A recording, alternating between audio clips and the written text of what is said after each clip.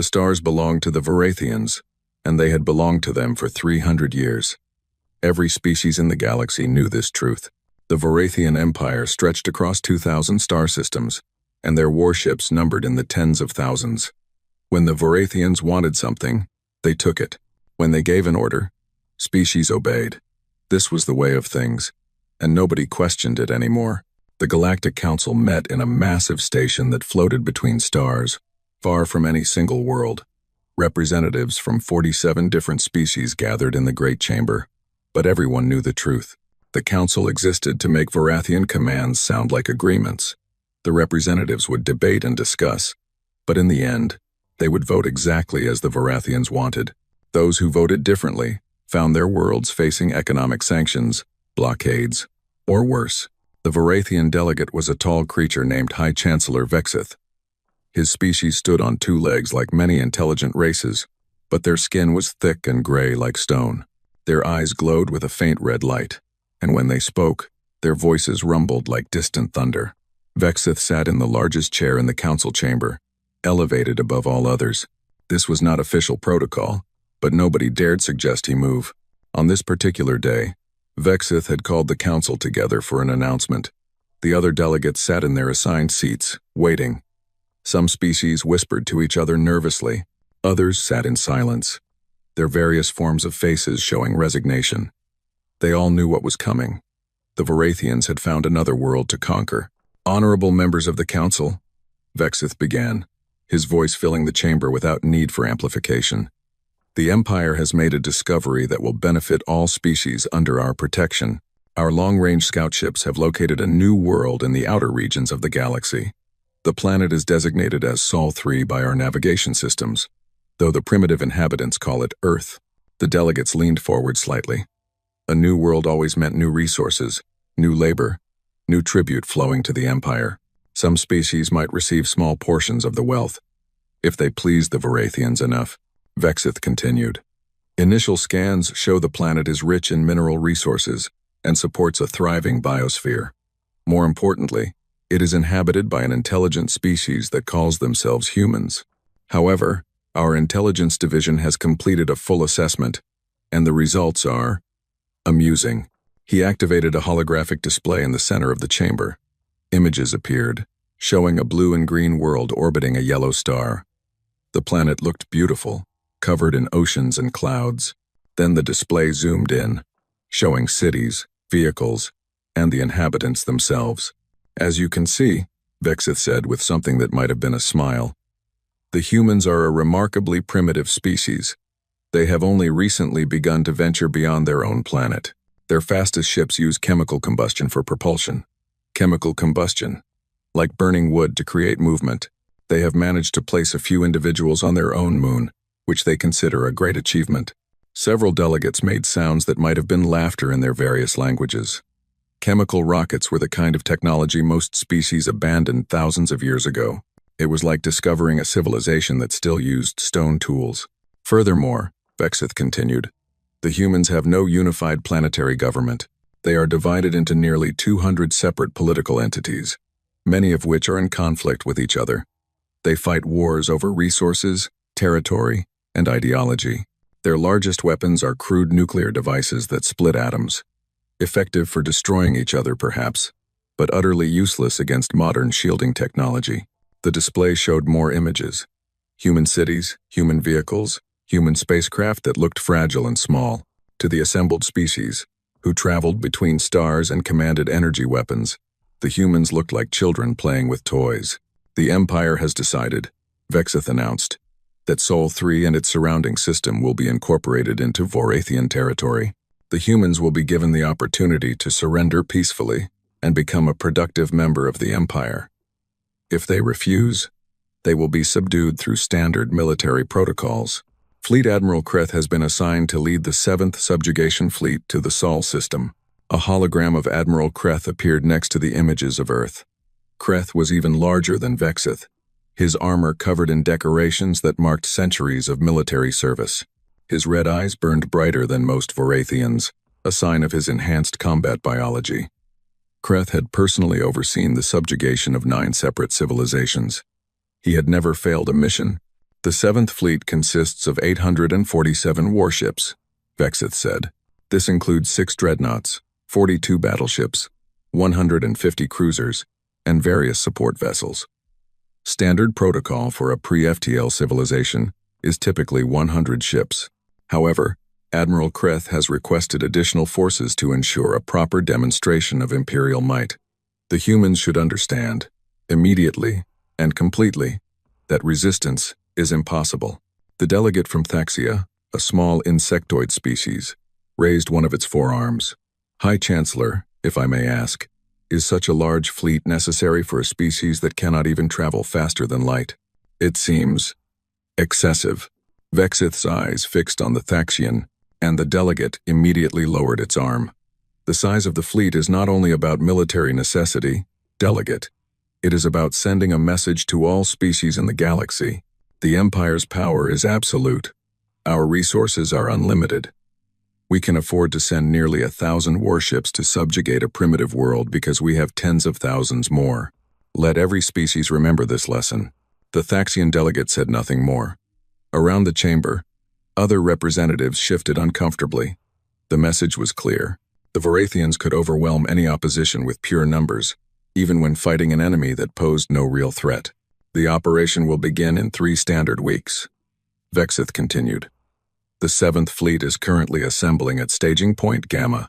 Admiral Kreth has estimated the entire operation will take less than 1 planetary rotation of Earth. The humans will see our ships arrive.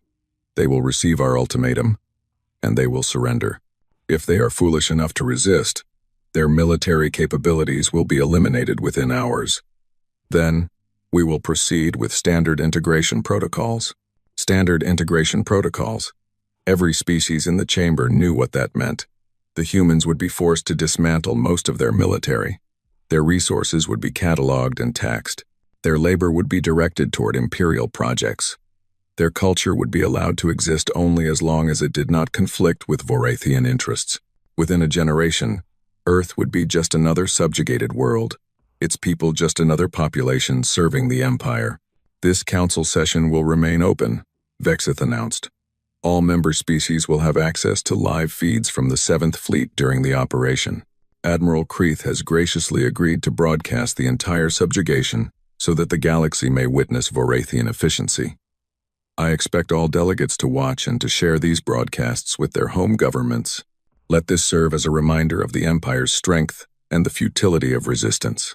With that, Vexith stood and left the chamber. The other delegates remained seated for a moment, processing what they had heard.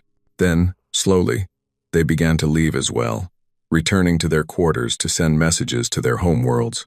The Thaxian delegate met quietly with the delegate from Draxus, a species of mammalian creatures with thick fur and sharp teeth. They stood in a side corridor, away from the main traffic of the station. "Do you think the humans know?" the Thaxian asked quietly. "Do they have any idea what is coming for them?" The Draxian shook its head sadly. How could they? They barely understand that other intelligent species exist. They have been shouting into the void with their radio transmissions for decades, hoping someone might answer. Now someone has answered, and it is the worst possible response. "I feel pity for them," the Thaxian said. "They seem so hopeful in their transmissions. They speak of peace and cooperation between species. They dream of a united galaxy working together for common good. Then they are fools," the Draxian replied, though there was sadness in its voice. "The galaxy is not a place of cooperation. It is a place of dominance and submission. The Varathians dominate, and the rest of us submit. That is reality. The humans will learn this lesson, as we all did. At least they might survive," the Thaxian said. "The Varathians do not usually exterminate species that surrender quickly. If the humans are wise, they will accept the first ultimatum." "Perhaps," the Draxian agreed. "But I have studied their transmissions. Humans are a stubborn species. They fight among themselves constantly, but they also have a strong sense of pride. They might do something foolish. They might resist.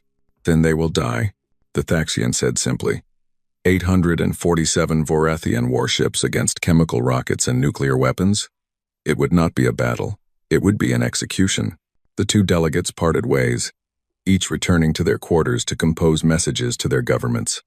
Throughout the station, similar conversations were happening. Some species felt pity for the humans, some felt relief that the Vorithians were focused elsewhere. A few felt anger at the injustice of it all, but kept their feelings hidden. Anger against the Empire was dangerous. In the highest levels of the station, in a secure command center that only Vorathians could access, High Chancellor Vexith met with Admiral Kreth via holographic communication. Kreth's image stood in the center of the room, life-sized and imposing. "The Council has been informed," Vexith reported. "They will watch the operation as required." Some expressed sympathy for the humans, but nobody objected to the annexation. "Of course they did not object," Kreth replied. "They fear us too much." "As they should. Have you reviewed my operational plans?" "I have. The fleet strength seems more than adequate. I approved your request for additional ships because I agree with your reasoning. This operation should be a demonstration of overwhelming force. Let the galaxy see what happens to species that cannot defend themselves." Kreth nodded. "The 7th Fleet will arrive in the Sol system in exactly 3 weeks. We will emerge from hyperspace near the 4th planet, which the humans call Mars. From there, we will transmit the standard ultimatum in all major human languages. I have studied their communication systems. They use something called Internet, a primitive network that connects their entire planet. We will broadcast directly to every human device, simultaneously." "What do you expect their response to be?" Vexith asked. "Complete panic," Kreth said with satisfaction. "Their governments will scramble to communicate with us. There will be confusion, disagreement about how to respond. Some will want to fight, but their military leaders will quickly realize they have no chance. Within 6 hours, perhaps less, a surrender will be offered. If not, we will begin systematic destruction of military installations. They will surrender after losing a few bases. And if they continue to resist," Kreth's eyes glowed brighter, "then we will begin orbital bombardment of their largest cities. One destroyed city will be enough. They will surrender immediately after that. Humans are emotional creatures. According to our psychological profiles, they will not sacrifice their civilian populations for a war they cannot win." "Excellent," Vexith said. "Remember, Admiral, this operation is being broadcast to the entire galaxy. Make it clean, make it efficient, and make it terrifying. I want every species to watch and to understand that the Empire is invincible. It will be done, High Chancellor. The 7th Fleet will bring glory to the Empire. The humans will become a footnote in our history. Just another primitive species that learned to kneel before Vorithian power." The holographic communication ended. Vexith stood alone in the command center, looking out through a massive window at the stars beyond. Somewhere out there, the humans continued their lives, unaware that their fate had been decided. In 3 weeks, their world would change forever. Vexith felt no guilt about this. The galaxy operated on simple principles. The strong dominated the weak. The advanced controlled the primitive. The Empire took what it wanted because it had the power to do so. This was natural law, played out on a galactic scale. The humans would learn this lesson soon enough, and the rest of the galaxy would watch and remember why they served the Empire without question. 3 weeks. That was all the freedom Earth had left. The Vorathian 7th Fleet emerged from hyperspace like a dark cloud spreading across the sky. 847 warships materialized near Mars, their hulls reflecting the distant light of the sun. Each ship was massive, built for war and intimidation. The smallest vessels were the size of human aircraft carriers. The largest dreadnoughts stretched over 5 kilometers from bow to stern, bristling with weapons that could crack planets. On the bridge of the flagship Eternal Dominion, Fleet Admiral Kreth stood before the main view screen, watching the red planet Mars grow larger as his fleet assumed formation. Around him, dozens of Vorithian officers worked at their stations, coordinating the movements of hundreds of ships with practiced efficiency. The bridge was a cathedral of military power, its ceiling rising 20 meters above the deck, its walls covered in tactical displays. "Fleet formation complete, Admiral," reported the tactical officer. "All ships report ready status. No damage from hyperspace transition. Scan the system," Kreth ordered. "Full spectrum analysis. I want to know the location of every human vessel, every satellite, every installation. Leave nothing unobserved." The sensor officer worked at her console, directing the fleet's scanning arrays toward the inner system. "Scanning now." Admiral, initial results show multiple artificial satellites around the third planet.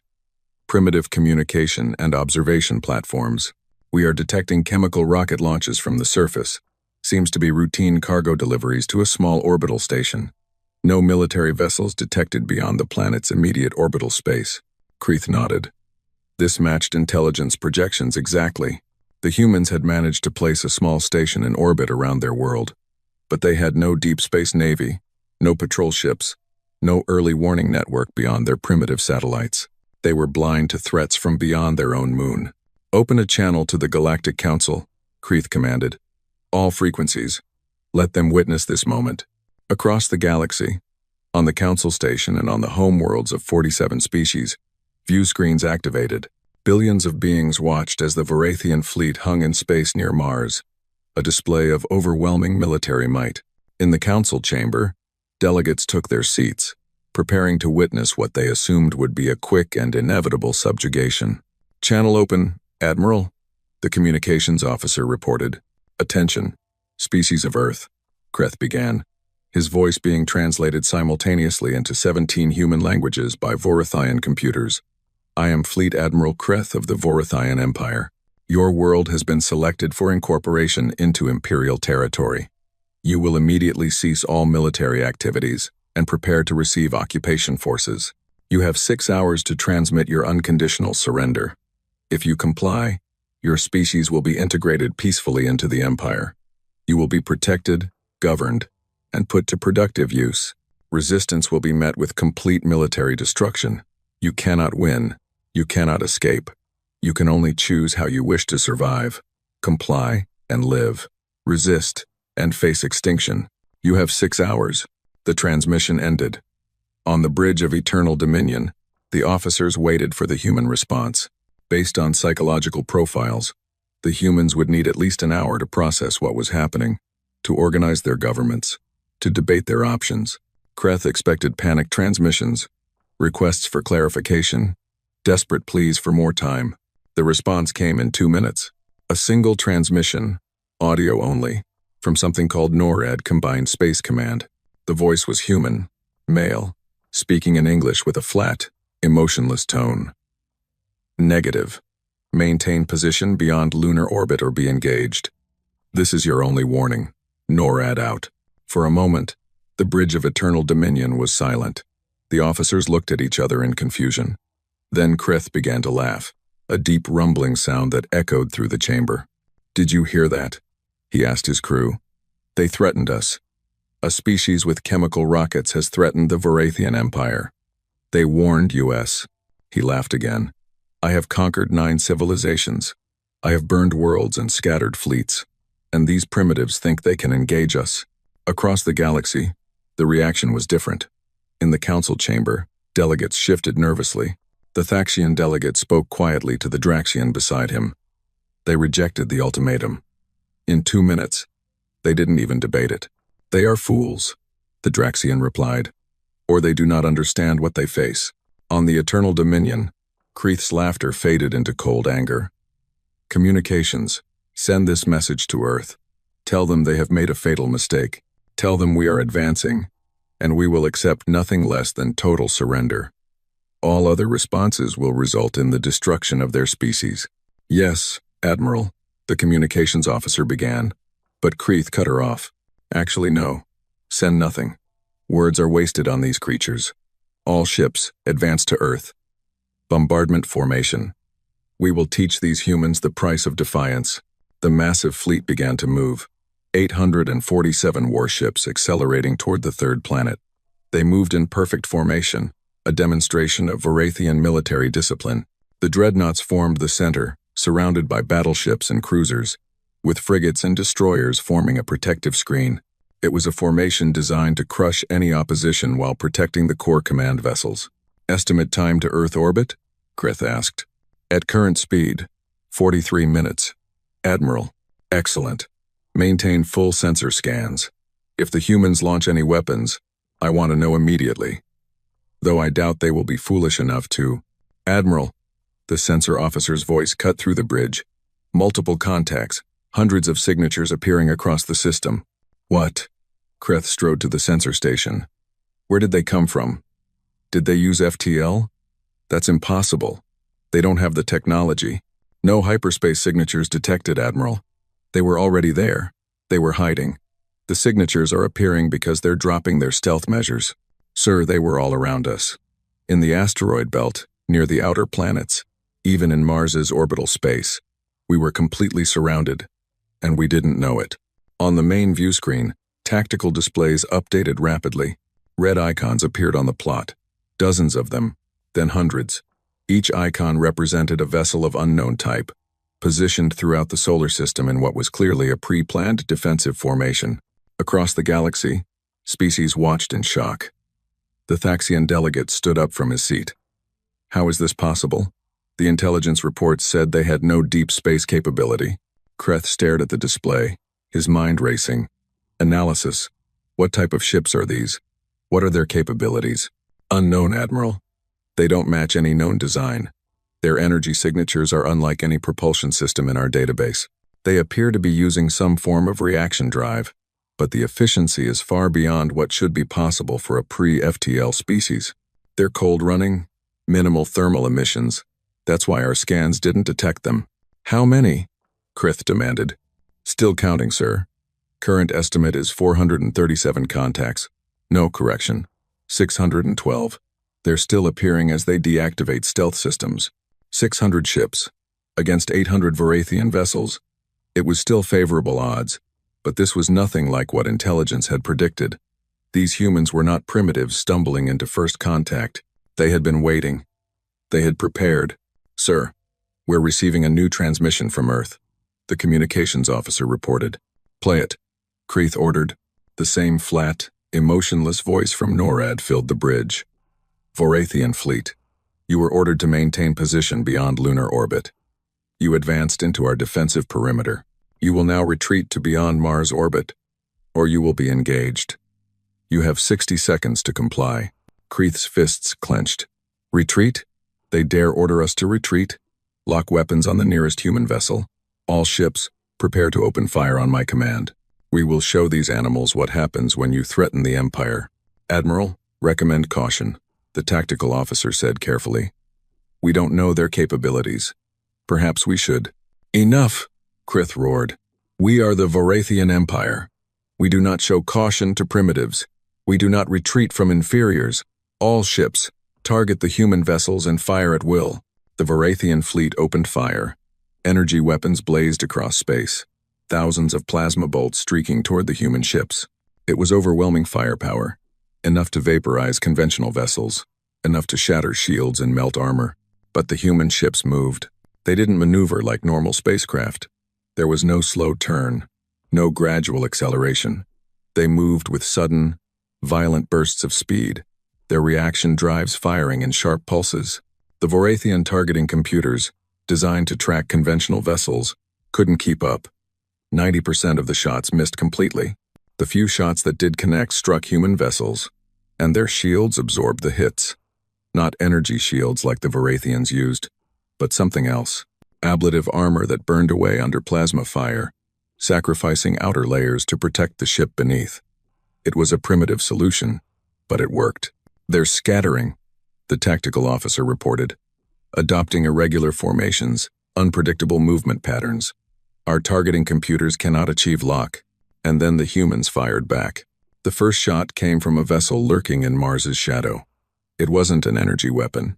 It was something far simpler and far more terrible. A solid projectile, accelerated to 30% of the speed of light by electromagnetic rails. A kinetic kill vehicle. Nothing but dense metal moving at relativistic speeds. It struck the lead dreadnought Glorious Conquest in the forward section. The shields, designed to dissipate energy weapons, did nothing against solid matter moving at such velocity. The projectile punched through the shields like they didn't exist. Through 2 kilometers of armor plating, through internal compartments, through the reactor core at the heart of the ship, the Glorious Conquest broke apart. Its reactor, breached and destabilized, detonated in a flash of light visible from Earth. 5,000 Varathian crew died instantly. The shockwave damaged 2 nearby cruisers. On the council station, Delegates stared in horror at their view screens. The Draxian delegate spoke in a whisper. They just destroyed a dreadnought. In one shot. How? The humans didn't pause. More kinetic weapons fired from positions across the system.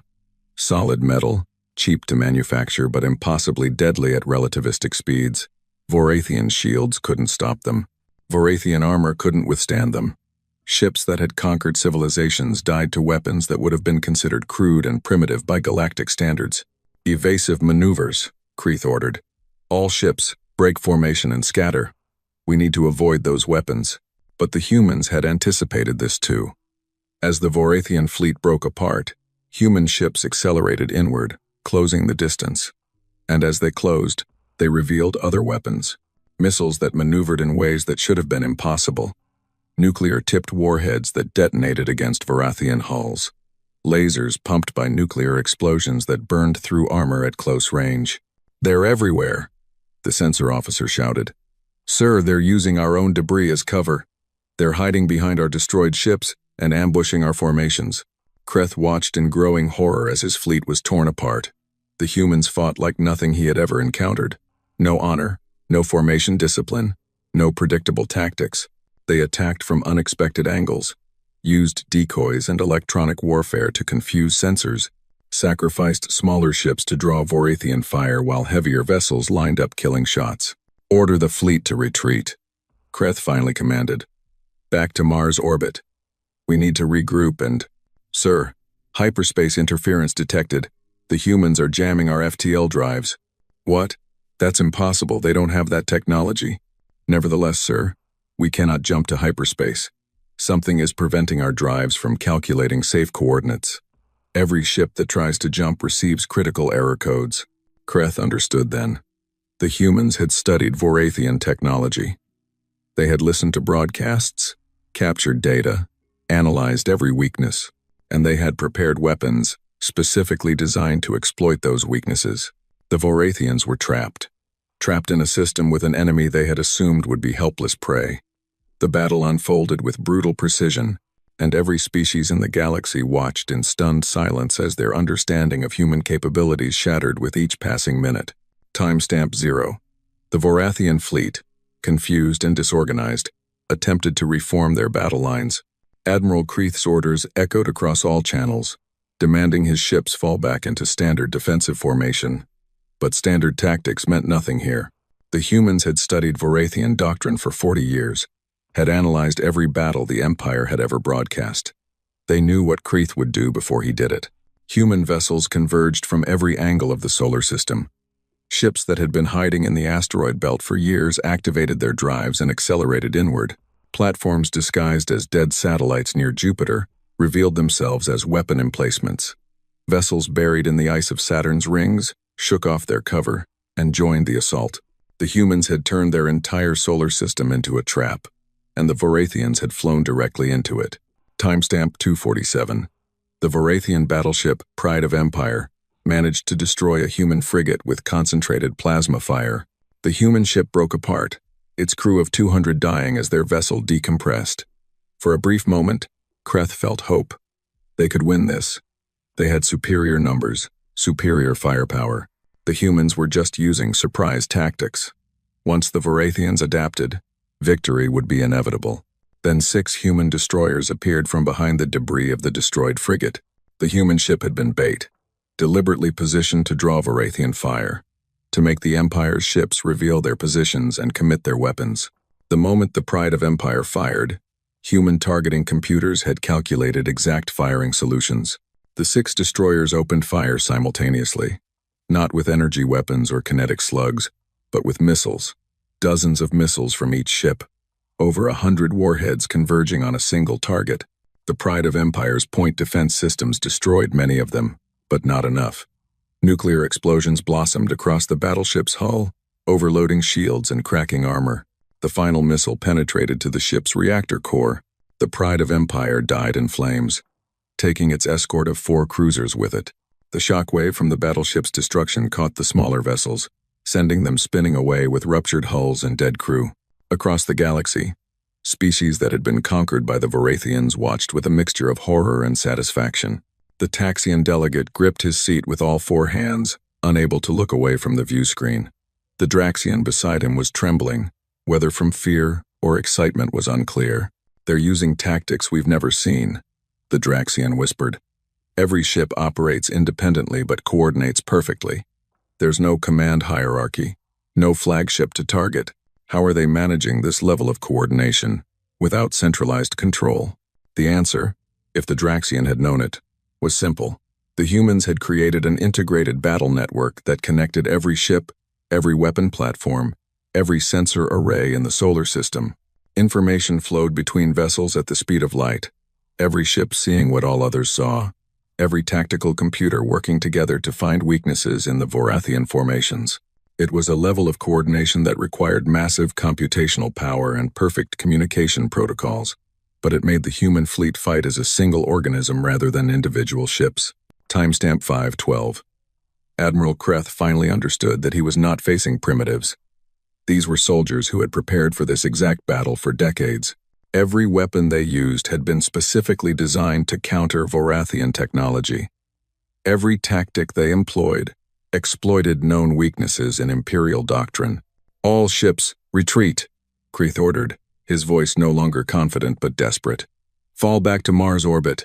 Prepare for hyperspace jump." The fleet tried to comply. Vorathian ships turned away from Earth, their engines burning at maximum power. But hyperspace jumps required time. The ship's computers needed 30 seconds to calculate safe coordinates, to plot a course through hyperspace that wouldn't result in catastrophic collision with stellar masses. 30 seconds when the ship had to fly in a straight line, maintaining stable orientation for the jump to work. The humans had known this. It was in the technical specifications the Vorathians themselves had published in their broadcasts, boasting about their rapid strategic repositioning capability. The humans had built their entire battle plan around that 30-second window. As Vorathian ships oriented for jump, human missiles found them. Each ship attempting to flee became a priority target. Kinetic weapons, nuclear warheads, and concentrated laser fire struck vessels at their most vulnerable moment. Ships exploded or tumbled away with their hyperdrives destroyed, unable to escape, unable to fight effectively. "They're not letting us retreat," the tactical officer shouted. "Sir, every ship that tries to jump is being targeted. We've lost 43 vessels in the last minute alone." Kreth stared at the tactical display, watching red icons representing his ships disappear one by one. This was supposed to be a simple subjugation mission, a demonstration of Imperial power. Instead, it was becoming a massacre. Timestamp 833. The Vorathian cruiser Infinite Victory managed to destroy a human frigate that had gotten too close. The cruiser's captain, an experienced officer named Threxus, allowed himself a moment of satisfaction. Finally, a confirmed kill. Finally, proof that the Vorathians could still fight. That satisfaction lasted exactly 4 seconds. 6 human destroyers, which had been pretending to flee, suddenly reversed course. They had used the frigate as bait again, the same tactic that had worked before. The human ships didn't value individual vessels the way the Vorathians did. They saw their own ships as tools, as weapons to be expended if it meant destroying enemy vessels. It was a calculus that horrified the Vorathians, who valued military tradition and individual ship honor. The destroyers opened fire at point-blank range.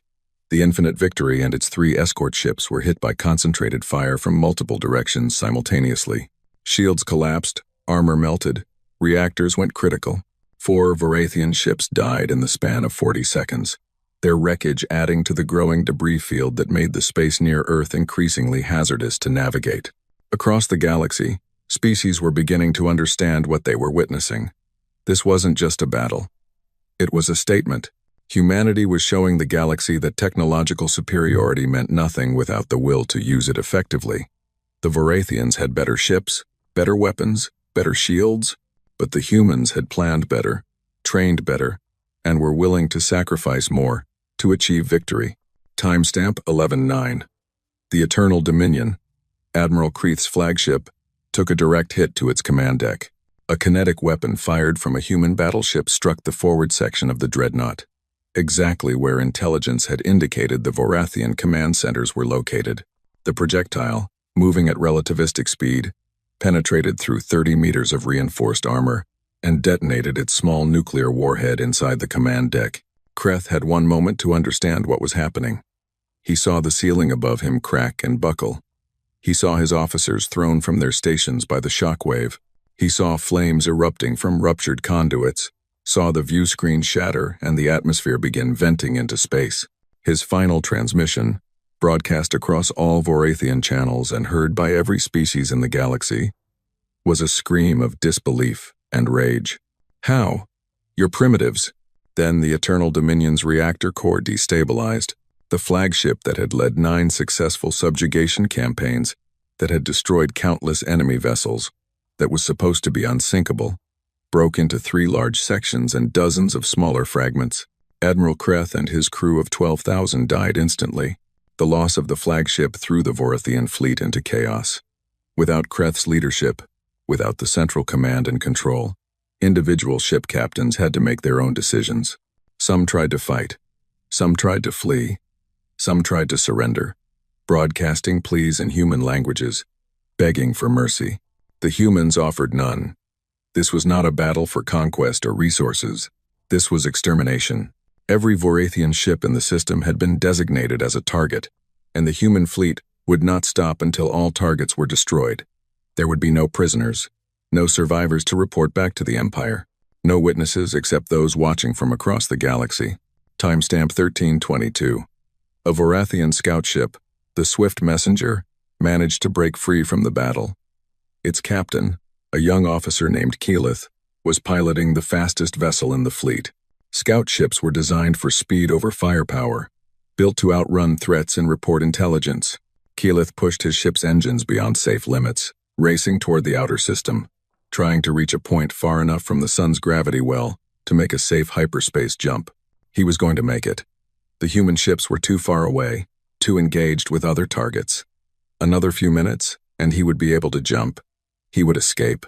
He would warn the Empire that humanity was not what they seemed, that this had been a trap, that the entire Vorathian understanding of human capabilities was catastrophically wrong. But then a single human ship appeared on his sensors, accelerating from the direction of Saturn's moons. The contact speed was impossible. No ship should be able to accelerate that fast without killing its crew from the forces involved.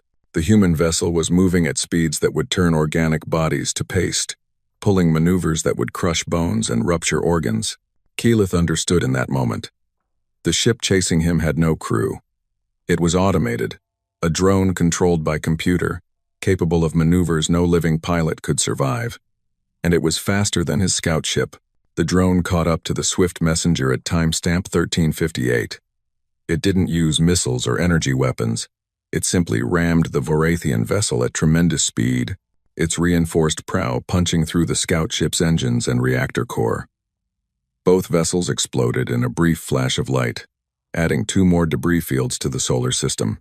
But before the collision, Keyleth had managed to send one final transmission, a burst of data on Vorathian emergency frequencies, a warning to the Empire, a desperate message that would take years to reach Vorathian space through conventional communication channels but would eventually arrive. The message was simple. Earth is not what we thought. They were ready. They were waiting. The entire fleet is lost. Do not come here. For the love of the Empire, do not come here. Timestamp 14. The last Vorathian vessel in the Sol system, a damaged frigate trying to hide in the shadow of Mars, was located by human sensor sweeps and destroyed by concentrated missile fire. The frigate's captain didn't even have time to surrender. Human computers had calculated that the damaged ship could potentially repair its hyperspace drive and escape, so it was prioritized for immediate destruction. The battle was over. 847 Vorathian warships had entered Earth's solar system 4 hours earlier. None remained. The human fleet had lost 63 vessels in the fighting, each one a deliberate sacrifice to destroy multiple enemy ships. The exchange ratio was staggering, over 13-1 in humanity's favor. In the council chamber, delegates sat in absolute silence. The view screens, which had been showing the live feed from the battle, now displayed only debris fields and the triumphant human fleet gathering near Earth orbit. The Vorathian delegate, a minor functionary who had remained on the council station during the battle, sat motionless in his chair, his red eyes dim with shock. Finally, the Thaxian delegate spoke, his voice barely a whisper. The Vorathian Empire has ruled the galaxy for 3 centuries. They have conquered 17 civilizations. They have never been defeated in battle, and a species we thought was primitive just destroyed their entire fleet in 14 minutes. The Draxian delegate turned to look at his colleague. Not 14 minutes. This didn't start 14 minutes ago. This started 40 years ago, when the humans first detected Vorathian broadcasts. They have been preparing for this day for 4 decades. They built their weapons, trained their crews, turned their solar system into a fortress. And then they waited. They waited for us to underestimate them. They waited for the perfect moment to show us who they really are. A new transmission came through, overriding all other communications. It was broadcast on every frequency, in every language spoken by council species. The human ambassador, a woman who identified herself only as Representative Chen, appeared on every view screen in the galaxy. Her message was short and absolute. Earth is closed. Any vessel entering our claimed space will be destroyed without warning. We want nothing from you. We will take nothing from you. Stay away, and you will never see us again. Come closer, and you will share the Vorathians' fate. This is your only warning. The transmission ended, leaving the galaxy to contemplate a new and terrifying reality. Humanity had announced itself to the stars, and they had done so with overwhelming violence. The Galactic Council chamber had never been so full. Every species sent their representatives, and many sent their military commanders as well. They needed to understand what had happened. They needed to know if they were next. The humans had destroyed the most powerful military force in known space in less than 15 minutes. What else could they do? What else were they hiding? High Chancellor Vexith stood before the assembled delegates, but he no longer commanded the room as he once had. His confident posture was gone, replaced by something that looked almost like fear. The Vorathian Empire's invincibility had been shattered, and everyone in the chamber knew it. The Council recognizes the human delegation, Vexith said, his voice lacking its usual thunder. We have requested this session to understand the events that occurred in the Sol system. Representative Chen, humanity has much to explain. A holographic projection appeared in the center of the chamber. Representative Chen stood there, her image life-sized, wearing a simple dark blue uniform with no decorations or medals. She was a small woman by human standards, her hair cut short, her expression completely neutral. She looked like someone who had no need to impress anyone because she held all the power in the conversation. High Chancellor, Chen began, her voice calm and professional. You said we have much to explain. I disagree. We owe you no explanations, but in the interest of preventing future misunderstandings, I will provide one anyway. The Thaxian counselor, speaking carefully, asked the question on every mind. Representative Chen, our intelligence indicated that humanity was decades away from achieving faster-than-light travel. You had no energy shields, no plasma weapons, no graviton technology. How did you defeat a Vorathian fleet that possessed all of these advantages? Chen smiled slightly, though there was no humor in it. Counselor, your question reveals the fundamental mistake everyone made about Earth. You measured our technology and assumed you understood our capabilities. You saw that we used chemical rockets and nuclear weapons and decided we were primitive. You were wrong. She activated a display that showed a timeline, visible to all delegates. 40 years ago, human radio telescopes detected transmissions from outside our solar system, Vorathian military broadcasts.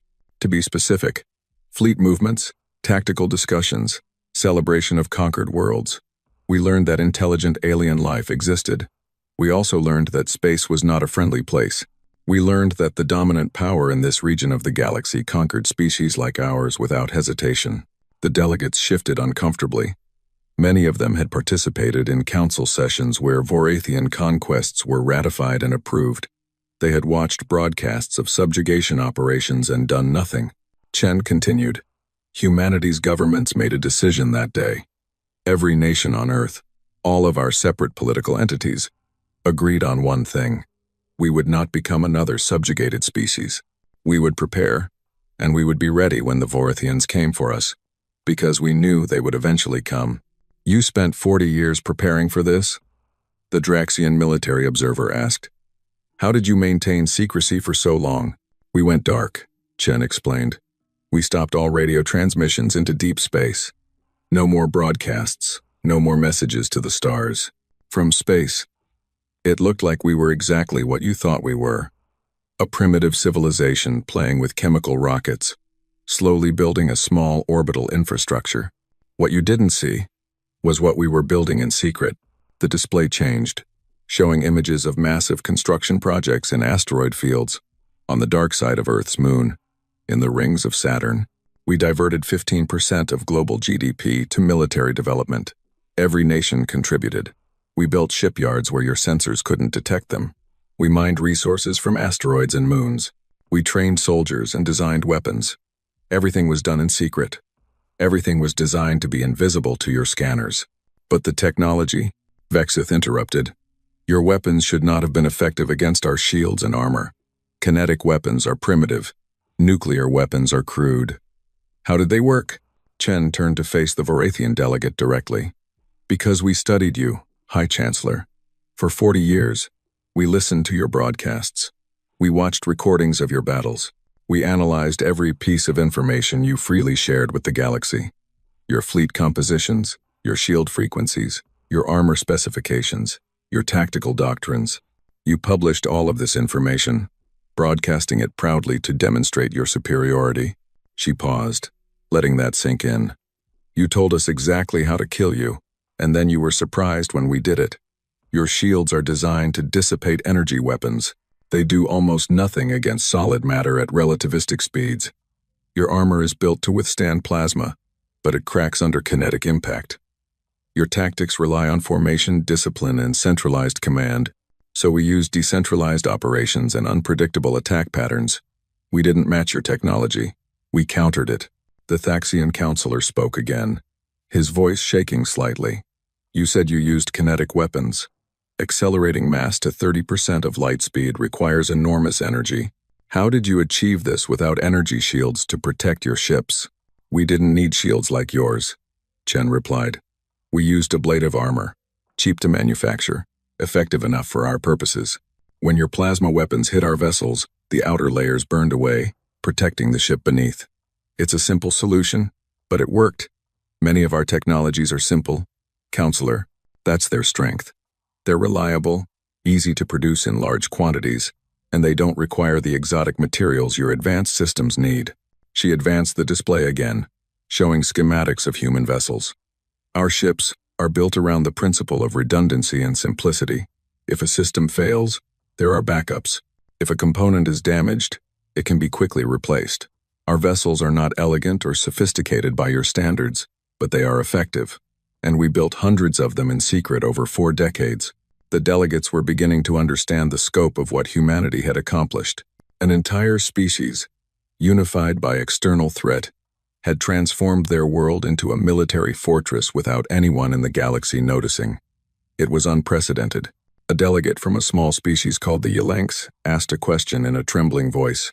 Representative Chen, your tactics in the battle were brutal. You used your own ships as bait, sacrificed crews deliberately to destroy Vorathian vessels.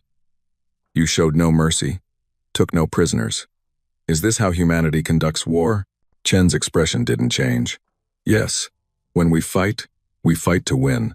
We don't fight for honor or glory. We fight to survive. Every human crew that went into that battle knew they might not come back. They volunteered anyway, because they understood what was at stake. If the Vorathians had won, Earth would have been subjugated. Our species would have spent generations serving the Empire. We chose death over slavery. She looked around the chamber, meeting the eyes of delegates from species that had accepted Vorathian rule. I know some of you think we were cruel, but consider this. We offered Admiral Kreth a chance to retreat. We warned him to stay beyond lunar orbit. He advanced anyway, confident in his superiority. He thought we were primitives who would panic and surrender. He was wrong, and his fleet paid the price for his arrogance. The Draxian observer leaned forward. What about your stealth technology? How did you hide hundreds of ships from Vorathian sensors? Basic thermodynamics, Chen answered. We built cold-running ships, minimal emissions, passive sensors only until we were ready to fight. We positioned vessels in locations your scanners wouldn't carefully examine. The asteroid belt, the rings of Saturn, the dark side of our moon. We hid in plain sight, disguised as debris or dormant satellites. You were looking for advanced ships with active sensors and weapons. You weren't looking for quiet, patient hunters waiting for the perfect moment to strike. She smiled grimly. You thought technology was the only measure of capability, but we also used patience, planning, and discipline. We spent 40 years watching and learning. We became experts on Vorathian military operations without firing a single shot. When the battle came, we knew what you would do before you did it. High Chancellor Vexith's red eyes glowed with barely contained anger. You speak of this as if you were defending yourselves, but you destroyed an entire fleet. 12,000 Vorathian warriors died in that battle. Their only crime was following orders to expand the empire. Chen turned to face him fully, and her voice became cold. Their crime was attempting to conquer my world. High Chancellor, they came to Earth with 800 warships and an ultimatum that offered only submission or destruction. They threatened to burn our cities if we resisted. What did you expect us to do? Welcome them with celebrations? Thank them for the opportunity to serve the Empire? The chamber fell silent. Vexith had no response. Chen continued, her voice rising slightly with barely controlled anger. And let me address something else. For 40 years, we listened to Galactic Council broadcasts. We heard representatives from 47 species discuss Vorathian conquests. We heard debates about subjugation operations. We heard votes to ratify the incorporation of conquered worlds. Not once did we hear any species object. Not once did we hear anyone suggest that the Vorathians should be stopped. She looked around the chamber, and many delegates could not meet her gaze. You all knew what the Empire was doing. You all watched as they conquered species after species, and you did nothing. You were too afraid, too weak, or too comfortable with the status quo to resist. So don't stand there and lecture us about the lives we took in defense of our freedom. You had 40 years to build something better than the Vorathian Empire. You chose to accept subjugation instead. The Thaxian counselor spoke quietly. You are right, Representative Chen. We should have done more. We should have resisted. But the Vorathian Empire was too powerful. No single species could stand against them. Then you should have worked together, Chen replied sharply. 47 species in this council. Billions of beings across thousands of worlds. If you had united against the Vorathians 3 centuries ago, the Empire would never have grown so powerful. But you didn't. You accepted peace through submission rather than fighting for real freedom. She let that accusation hang in the air for a moment before continuing in a calmer tone. Earth will not make that mistake. We will not join your council. We will not participate in your politics. We will not rely on others for our defense. We are claiming our solar system and a 50-light-year exclusion zone around it. Any vessel that enters without explicit permission will be destroyed. No exceptions. No second chances. 50 light-years? Vexith protested. That territory includes 17 star systems. You cannot possibly defend such a large area. Chen smiled, and this time there was genuine amusement in her expression. Can't we, High Chancellor? You thought we couldn't defend our solar system either. You thought 800 warships would be enough to conquer us. How did that work out? She activated the display once more, showing a map of space around Earth. Red zones marked the exclusion area. For 40 years, you watched our solar system and saw primitive chemical rockets. You never detected our warship construction. You never found our defensive platforms. You never realized we were preparing for war. What makes you think you know what we've built in neighboring star systems? The implication sent a wave of fear through the chamber. If humans had been building military infrastructure in secret for 40 years in their own solar system, what had they built in nearby star systems? How far did their preparations extend? We have placed automated defense platforms throughout the exclusion zone, Chen said. They've been there for 20 years. You never saw them because you weren't looking. These platforms are programmed to destroy any unauthorized vessel. They don't negotiate. They don't warn. They just kill. She deactivated the display and faced the assembled delegates. Humanity is withdrawing from galactic affairs. We don't want your trade. We don't want your alliances. We don't want your politics. All we want is to be left alone. Stay out of our space, and you'll never see us again. Cross into our territory, and you'll join the Vorathians. What if we need help? A small voice asked. It was a delegate from the Plenix, a species that had been conquered by the Vorathians 200 years ago.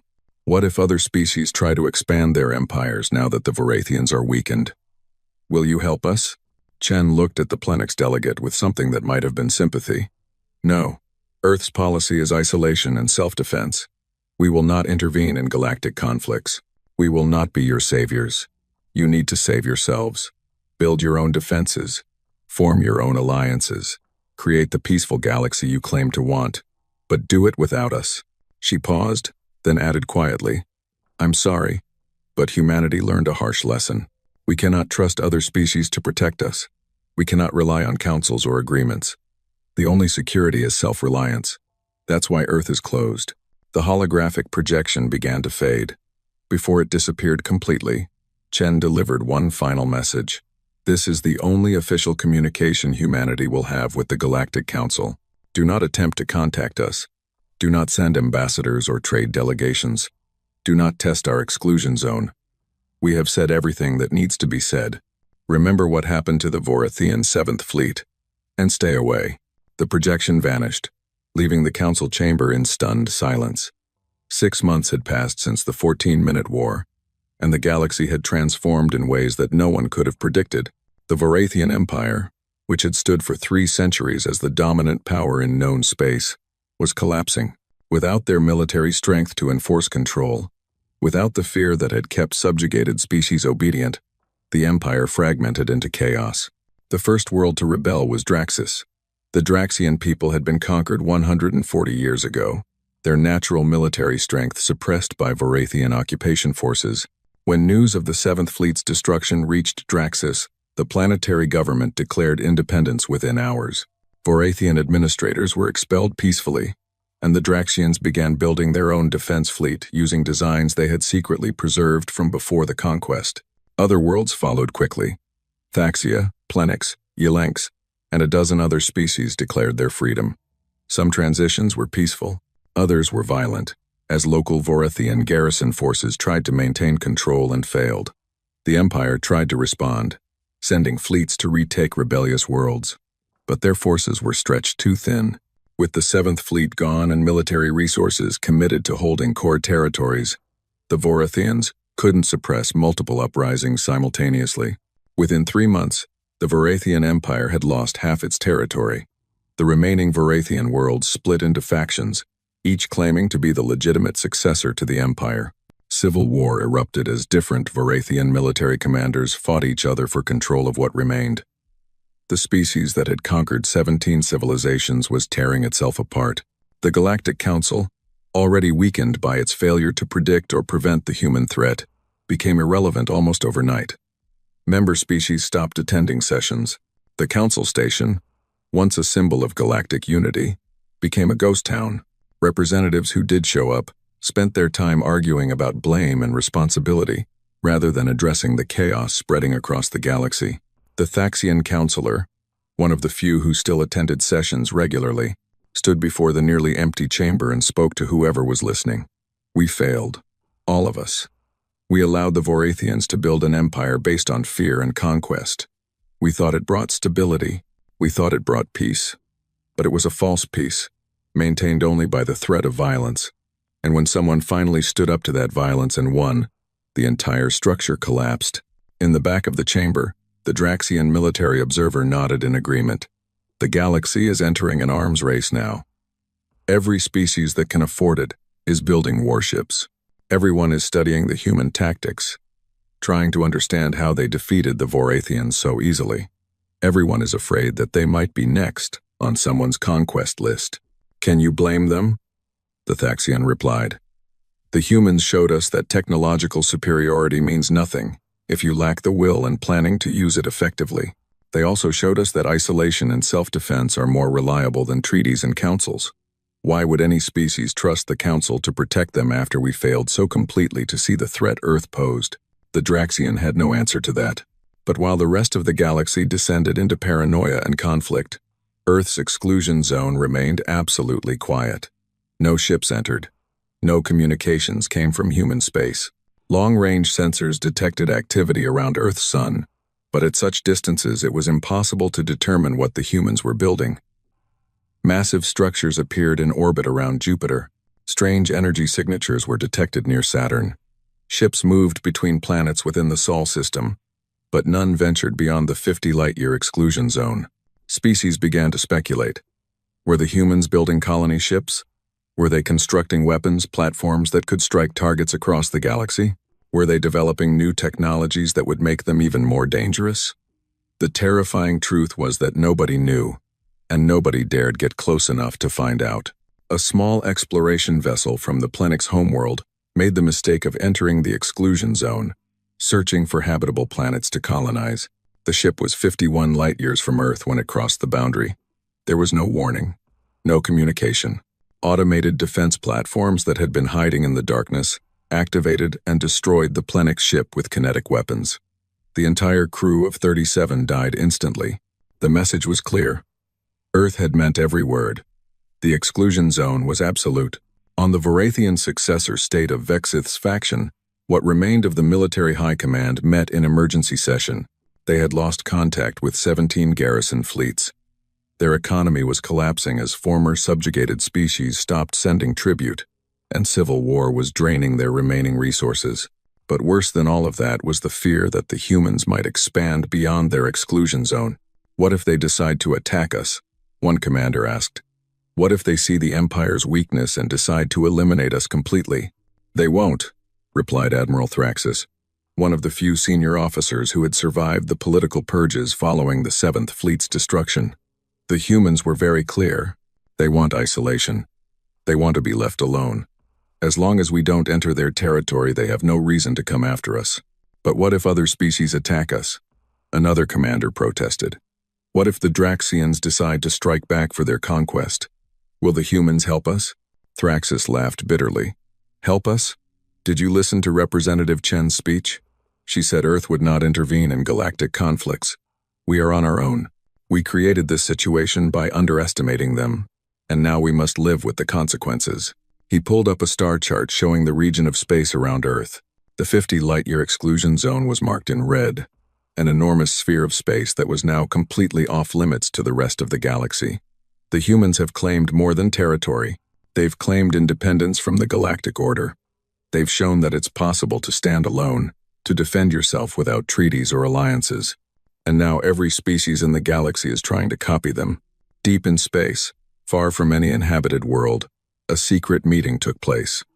Representatives from 7 species gathered aboard a neutral vessel, meeting without official approval from their governments. They called themselves the Liberation Coalition, and they had a radical idea. The Draxian representative spoke first. We all know why we're here.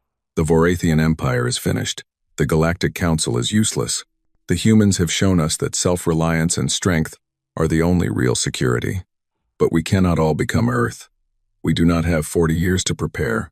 We do not have their unity or their resources. Then we work together, said the Thaxian representative. We pool our resources, share technology, build a defensive alliance that can protect us from anyone who tries to build a new empire. But the humans, the Plenix representative interrupted. What if they see us as a threat? What if they decide that a unified alliance is dangerous to their security? Then we make it clear that we are not a threat to them, the Draxian replied. We respect their exclusion zone absolutely. We make no attempts to contact them or gather intelligence on their activities. We prove through our actions that we want the same thing they do. Peace through strength and the right to self-determination. Over the following months, the Liberation Coalition grew. Species joined quietly, sharing defensive technologies and coordinating military production.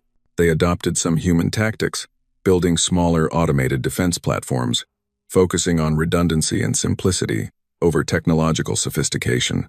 They studied the Battle of Sol system obsessively, learning every lesson they could from humanity's victory. But they also did something the humans had not done. They shared their knowledge openly with each other. They built trust through cooperation. They created something that the Galactic Council had never been, a true alliance of equals working toward mutual defense. On Earth, in the Unified Defense Command Center, Representative Chen sat with her senior staff, reviewing intelligence reports from beyond the exclusion zone. They had sensors positioned at the edge of their claimed space, monitoring galactic activities from a distance. The galaxy is reorganizing, her intelligence chief reported. The Vorithian Empire is effectively dead. Multiple successor states are fighting for control of what remains. Meanwhile, at least 15 species have formed defensive alliances. The largest group calls themselves the Liberation Coalition. They seem to be adopting some of our tactical doctrines. Good, Chen replied. Let them build their own defenses. Let them learn to protect themselves. That's what we wanted, isn't it? A galaxy where species aren't subjugated by empires? But what if one of these alliances becomes powerful enough to threaten us? A military advisor asked. What if they unite the galaxy against Earth? Chen pulled up a display showing the expansion of human infrastructure throughout the Sol system. Massive orbital habitats around Earth, mining operations on asteroids, fusion power plants on the moons of Jupiter, research stations throughout the system, construction facilities that were building the next generation of defensive platforms and warships. Let them try, she said calmly. We destroyed the Vorathian 7th Fleet in 14 minutes using technologies we developed 40 years ago. Do you think we've been standing still since then? Do you think we haven't continued to innovate and improve? She zoomed the display to show structures being built in the outer reaches of the solar system. Ships using new propulsion systems. Weapons, platforms with capabilities far beyond what had been used against the Vorathians. Research into technologies that were still theoretical but showed incredible promise. The Vorathians made a mistake, Chen continued. They thought the battle would be won by whoever had the most advanced technology. But battles are won by whoever prepares better, fights smarter, and refuses to give up. We prepared for 40 years to defeat the Vorathians. We've been preparing for 6 months since then to defeat whoever might come next. A young officer spoke up hesitantly. Ma'am, some people are asking if we're preparing for the wrong thing. The galaxy is reorganizing into something that might be better than the Empire. Species are forming voluntary alliances instead of conquest-based empires. Maybe we should reconsider our isolation policy. Maybe we could help guide the galaxy toward something better. Chen turned to look at the officer, her expression softening slightly. I understand the impulse to help. I really do. But Earth's policy is firm for good reasons. The moment we involve ourselves in galactic politics, we become a target. Every species will either want our protection or fear our power. We'll be drawn into conflicts, forced to choose sides, pressured to use our military strength for others' benefit. She stood and walked to the window, looking out at the blue and green planet below. Our ancestors spent centuries fighting each other over territory, resources, and ideology. We nearly destroyed our own world multiple times with nuclear weapons. We only united when we faced an external threat that endangered our entire species. That unity is precious and fragile. If we start involving ourselves in galactic conflicts, we risk breaking it. So we just watch? The officer asked. We let the galaxy struggle and fight, and potentially fall into another empire. And we do nothing? We protect ourselves, Chen corrected. We maintain our strength, our unity, and our independence. We prove that it's possible to survive in a hostile galaxy through self-reliance. And by doing that, we provide an example for other species. Not through intervention or guidance, but through demonstration. We show that you don't need to conquer others to be secure. You don't need to join empires or councils. You need to build your own strength and defend your own freedom. She returned to her seat and pulled up long-range sensor data from the edge of the exclusion zone. Look at this. 3 different alliances have formed in the past month. Species that were conquered by the Vorathians are working together, building defensive networks, sharing technology. They're doing exactly what we hoped they would do. They're learning to protect themselves. But will it last? The intelligence chief asked. History suggests that alliances break apart under pressure. What happens when these species start competing for resources or territory? What happens when old grudges resurface? Then they'll deal with it, Chen replied. It's not our problem. Earth has claimed what we need to survive and thrive. We have 17 star systems within our exclusion zone. More than enough space to expand our civilization for centuries. We have the resources, the territory, and the defensive capability to remain independent. That's all we need. She looked around at her staff, seeing the doubt in some of their faces. I know some of you think we're being selfish, but consider the alternative. If we involve ourselves in galactic politics, How long before some species asks us to intervene in their conflict?